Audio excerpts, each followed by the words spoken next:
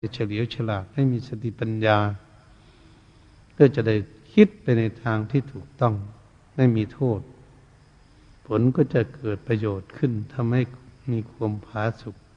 ความช่ำชื่นเบิกบานจะเรียกว่าเรารักษาโรคปฏิบัตินี่แปลว่าเรากำลังรักษาโรคภัยไข้เจ็บของจิตที่มันมีความทุกข์อยู่ก็คือมันเป็นโรคนั่นเองโรคราคะโรคโทสะโรคโมหะเราเป็นโรคทั้ง3โรคในจิตใจโรคโลภะก็เป็นโรคภัยไข้เจ็บอีกอันหนึ่งโทสะโกรธเกลียดเครียดแค้นก็เป็นโรคอีกชนิดหนึ่งโมหะความหลงไม่เข้าใจหลงไหลในสิ่งเหล่านั้นก็ทำให้เป็นโรคอีกพระพุทธองค์จึงทรงตรัสสอนโลภะโทสะโมหะโลภะโทสะโมหะเป็นโรคภัยไข้เจ็บของจิตใจเป็นบ่อนทำลายจิตใจเป็นอันตรายแก่จิตใจที่ฝึกอยู่ท่านได้เห็นโทษมันเสียก่อนเมื่อเห็นโทษมันจึงจะเห็นคุณ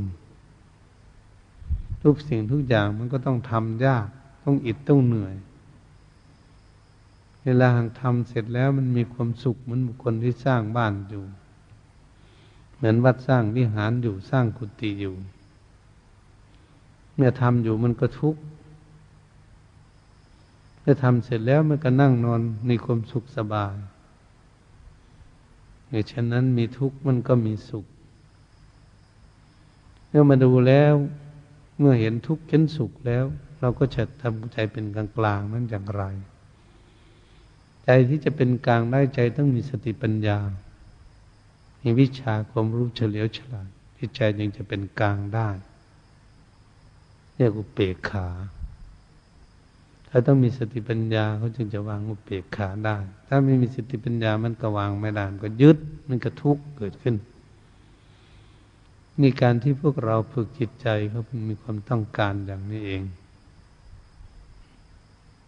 อยากให้เรามีความสงบสุขเกิดขึ้นแต่อยู่ที่ไหนมันจะมีสันติสุขมีความสงบสุข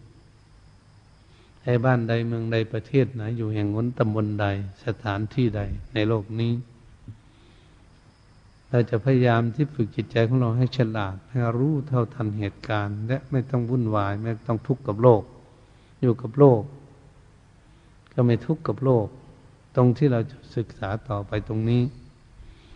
เมื่อโลกวิถูรู้แจ้งโลกเหมือนพระผู้มีพระภาคเจ้าพระองค์รู้แจ้งพระองค์ก็วางโลกทิ้งโลกสลัดทิ้งเลยไม่ติดโลกไม่ติดโลกก็เลยต้องพ้นโลกนี่พวกเรากำลังติดมีโรคภัยเคยเก็บอยู่ในจิตใจของพวกเราก็จะหาวิธีรักษาแสวงหายารักษาเพื่อให้โรคมันหายจากจิตใจก็คือสร้างสติปัญญาให้เกิดขึ้นนั่นเองแสวงหาหนทางว่าจะเดินทางเส้นไหนจริงๆมันจึงจะพ้นทุกข์ไปได้จริงๆเหตุฉะนั้นผู้ที่มีความตั้งจิตตั้งใจอยู่นั้นจะเชื่อมั่นศาสนธรรมคำสอนของพระพุทธองค์ทรงตรัสไว้ทั้งหลายเหล่านี้เป็นต้นทั้งศีลสมาธิปัญญาก็ดีหลักปฏิบัติคันธทุระคือการศึกษาเราเรียนก็ดีวิปัสสนาธุระการประพฤติปฏิบัติฝึกหัดอบรมจิตใจนั้นก็ดีทั้งสองอย่างนี้ก็จะกลมกลืนกันได้ศึกษาก่อนมาปฏิบัติทีหลังก็ทำให้ตนเองนี่เข้าใจในศาสนธรรมคำสอนของพระองค์ให้เกิดความเฉลียวฉลาดขึ้นเอาตัวรอดได้ถ้ามาเอาตัวรอดได้นี่เมื่อมีเหตุมีการอะไรเกิดขึ้นภายในจิตใจของตนเองก็ต้องหาวิธีแก้ไขได้ด้วยตนเองเราเรียกว่ารู้หนทางแก้ไข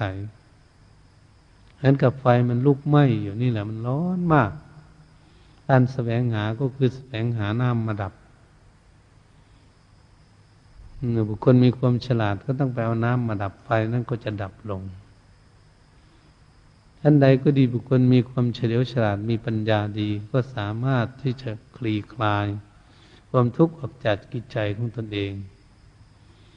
ก็คือรักษาโลกนั่นเองเอาธรรมะเอาไปแทนความทุกข์ถ้าเหมือนนายแพทย์ผู้เฉลียวฉลาดการปฏิบัตินายแพทย์ผู้มีความเฉลียวฉลาดชำนาญในการรักษาโรคภัยไข้เจ็บของบุคคลทั้งหลายที่เป็นโรคเกิดขึ้นนายแพทย์ผู้เชี่ยวชาญก็จะพยายามจะแสวงหาว่าโรคมันนั้นเกิดจากอยู่ตรงจุดไหนในสภาพร่างกายของคนเมื่อรู้จักจุดนั้นแล้วก็มันเป็นอะไรอยู่จุดนั้นมีโรคอะไรจะเกิดขึ้นก็ต้องพยายามสอดส่องมองพิจารณาให้เข้าใจต้นเหตุของโรคเมื่อนายแพทย์ผู้มีความเฉลียวฉลาดแล้วก็สามารถที่จะจับต้นเหตุของโรคได้ว่าสมุฏฐานของโรคตั้งอยู่ตรงนี้เราต้องรักษาตรงนี้นั่นมีความฉลาดแล้วโรคจึงจะหายจากสภาพร่างกายของบุคคลที่เจ็บป่วยอยู่ชั้นใดก็ดีสติปัญญาก็ดีก็จะรอบรู้ในความคิดความอ่านของจิตใจของพวกเรามันคิดมันอ่านได้ก็เลยต้องแก้ไขจิตคิดมาอย่างนี้โอ้ทุกข์จะเกิดขึ้นก็ต้องแก้ไขจิตมันคิดอ่านอันนี้มันทำให้ทุกข์จะเกิดขึ้นมากมายขึ้นมันก็ต้องระงับในความคิดนั่นอันนี้เป็นเรื่องของที่พวกเราจะศึกษากันเพื่อจะได้ปลดเปลื้องโรคภัยไข้เจ็บออกจากจิตใจของพวกเราคือความโลภความโกรธและความหลงเห็นโรคภัยไข้เจ็บโรคชนิดนี้ยาวัตถุต่างๆจะรักษาไม่ได้รักษาได้แต่สติปัญญาเท่านั้นเองเพื่อจะขี่คลายโรคอย่างนี้ออกจากจิตใจเพื่อให้ใจได้สบายพวกเราทั้งหลายบัดนี้ให้พากันตั้งจิตตั้งใจเพื่อจะให้เหมาะสมกับว่านักบวชนักบำเพ็ญนักเจริญภาวนานักเจริญข้อธรรมกรรมฐานที่ฐานที่ตั้งของจิตมุ่งมั่นพากันตั้งใจที่ประพฤติปฏิบัติยืนเดินนั่งนอนอยู่ที่ไหนจะได้เดินจงกรมได้นั่งสมาธิรักหาความสงบเพราะในเบื้องต้นนี้เรา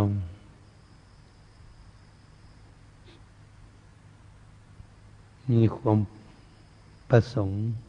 ความที่สงบสงัดเราอยู่ที่สงบสงัดแล้วเราไม่ปฏิบัติมันก็ไม่ได้พอออกมาแล้วอยู่ที่สงบสงัด